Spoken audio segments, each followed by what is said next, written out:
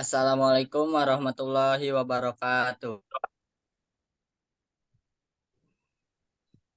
Kami di sini ingin mempresentasikan hasil tugas presentasi biologi yang berjudul Fisiologi Kerja yang beranggota Melvin Esa Felisa, Nanda Amelia Putri, Rafli Mukmin, Rijal Dwiki Kurniawan, Yuda Bakti Persada.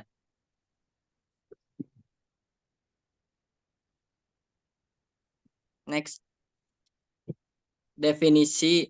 Untuk definisinya, fisiologi dapat didefinisikan sebagai ilmu yang mempelajari fungsi, mekanisme, dan cara kerja organ, jaringan, dan sel-sel organisme. Sedangkan fisiologi kerja merupakan suatu studi tentang faktor-faktor yang mempengaruhi kinerja dan kelelahan selama otot bekerja.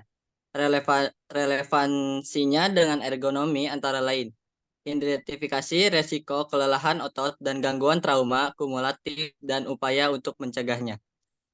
2. Desain sistem kerja, penjadwalan istirahat, lingkungan kerja, perencanaan alat kerja. 3. Pengupahan.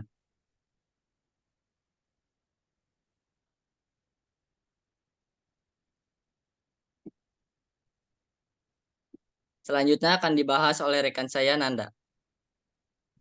Kerja fisik dan mental. Tingkat intensitas kerja optimum umumnya tercipta ketika tidak ada tekanan dan ketegangan, di mana tekanan berkenaan dengan beberapa aspek dari aktivitas manusia dari lingkungannya yang terjadi akibat adanya reaksi individu tersebut, tidak mendapatkan keinginan yang sesuai. Sedangkan ketegangan merupakan kondisi logis yang individu tersebut dari tekanan. Secara garis besar, kegiatan-kegiatan manusia dapat digolongkan menjadi kerja fisik dan kerja mental. Pemisahan ini tidak dapat dilakukan secara sempurna karena terdapatnya hubungan yang erat antara satu dengan lainnya.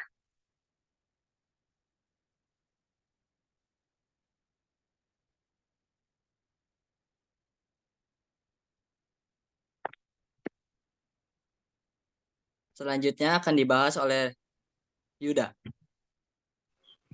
Kerja fisik adalah kerja yang memerlukan energi fisik otot manusia sebagai sumber tenaganya. Dalam kerja fisik, konsumsi energi merupakan faktor utama yang dijadikan tolak ukur penentu berat atau ringannya suatu pekerjaan.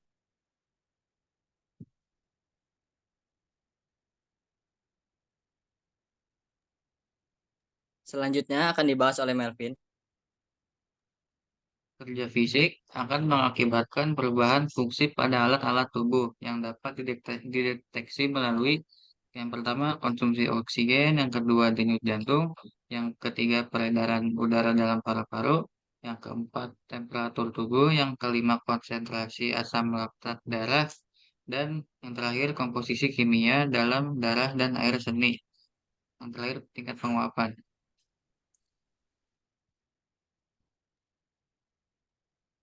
Selanjutnya akan dibahas oleh Rijal. Konsumsi energi. Konsumsi energi pekerjaan dalam bekerja merupakan faktor utama yang dapat membatasi prestasi harian atau performansi kerjanya. Untuk mengefisienkan konsumsi energi dan mempertahankan performasi kerja, dibutuhkan perancangan lingkungan kerja yang baik. Faktor yang mempengaruhi konsumsi energi diantaranya adalah metode kerja, sikap kerja, tingkat kerja, dan perancangan pelaratan kerja. Sedangkan besar konsumsi energi tergantung pada berat badan, tinggi badan, dan jenis kelamin. Kalau untuk konsumsi energi adalah kilokalori atau kekal 1 liter oksigen yang dihasilkan tubuh manusia menghasilkan rata-rata sebesar 4,8 kcal.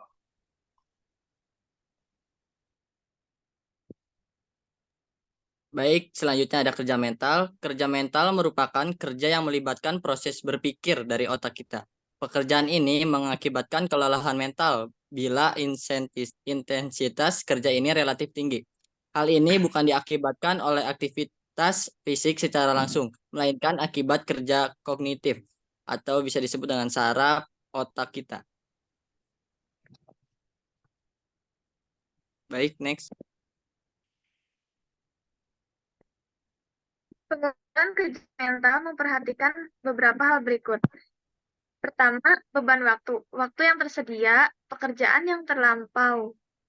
Kedua, beban usaha mental. Beban ini misalnya dalam proses perhitungan, pembuatan keputusan, menyimpan sejumlah informasi dalam memori ingatan, dan memunculkannya, dan lain-lain. Ketiga, beban stres psikolog. Hal yang memberikan kontribusi terhadap rasa bingung dan frustasi operator. Variabel diri operator antara lain motivasi, pelatihan, kelelahan, dan emosional. Variabel tersebut dimunculkan dalam bentuk rasa takut akan gagal, terluka, keterasingan, dan lain-lain.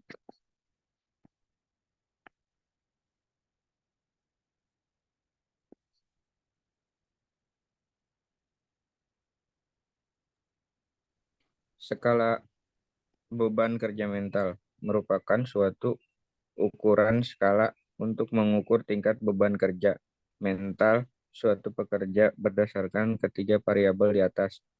Beban waktu sering memiliki waktu luang, interupsi, dan overlapping antar aktivitas jarang atau tidak terjadi. Beban usaha mental sangat sedikit memerlukan konsentrasi, aktivitas bersifat otomatis, memerlukan sedikit perhatian.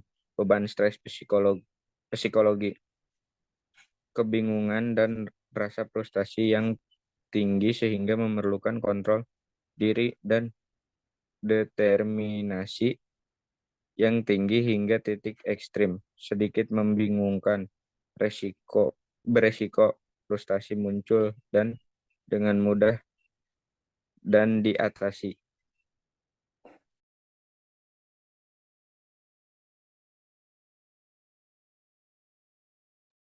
Selanjutnya, proses metabolisme. Proses metabolisme yang terjadi dalam tubuh manusia merupakan fase yang penting sebagai penghasil energi yang diperlukan untuk kerja fisik.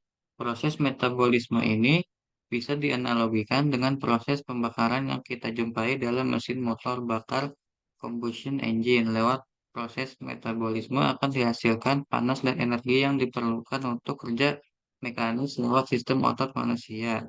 Di sini, zat-zat makanan akan bersenyawa dengan oksigen yang dihirup, terbakar dan menimbulkan panas serta energi mekanik.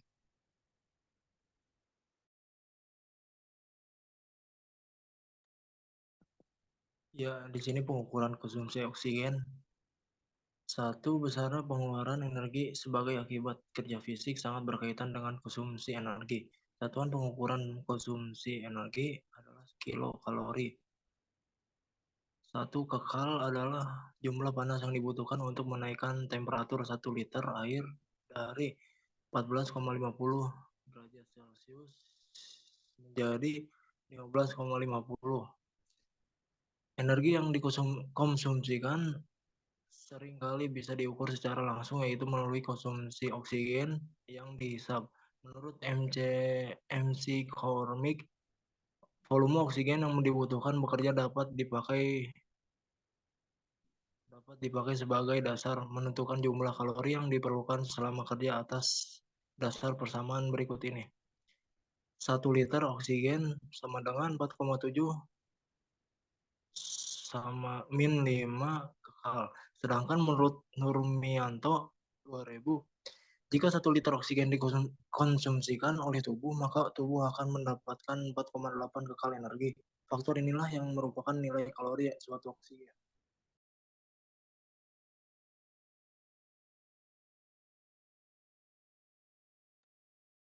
Baik, selanjutnya masuk ke pengukuran denyut jantung.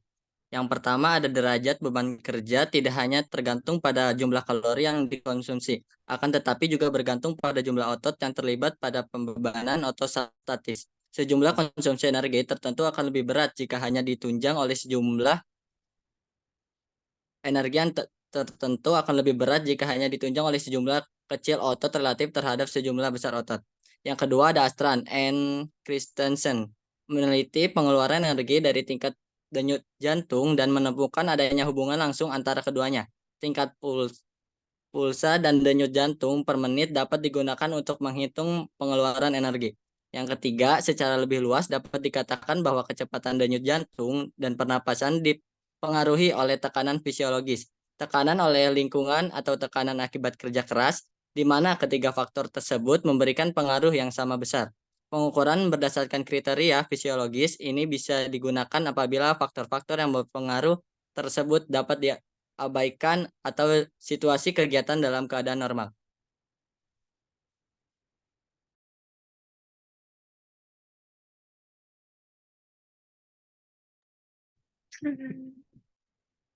Selanjutnya, Muller memberikan beberapa definisi sebagai berikut.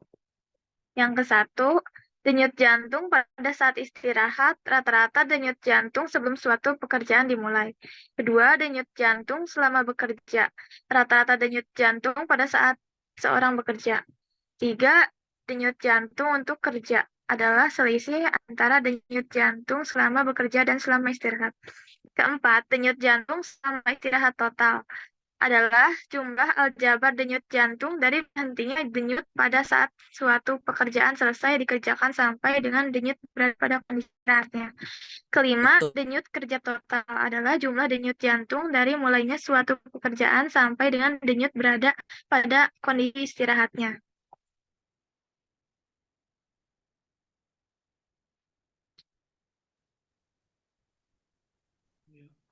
Kebutuhan energi manusia. Granjean 1988 menyatakan pengeluaran energi untuk metabolisme basal selama waktu istirahat dan konsumsi energi untuk keperluan pribadi adalah sekitar 2.300 kekal. Ini berarti dalam bekerja rata-rata dikeluarkan energi sebesar 4,55 kekal garis miring menit. Untuk menjaga kebugaran fisik, setiap hari harus dicukupi kebutuhan energi minimal 3.000 kekal untuk pria dan 2.400 kekal untuk wanita.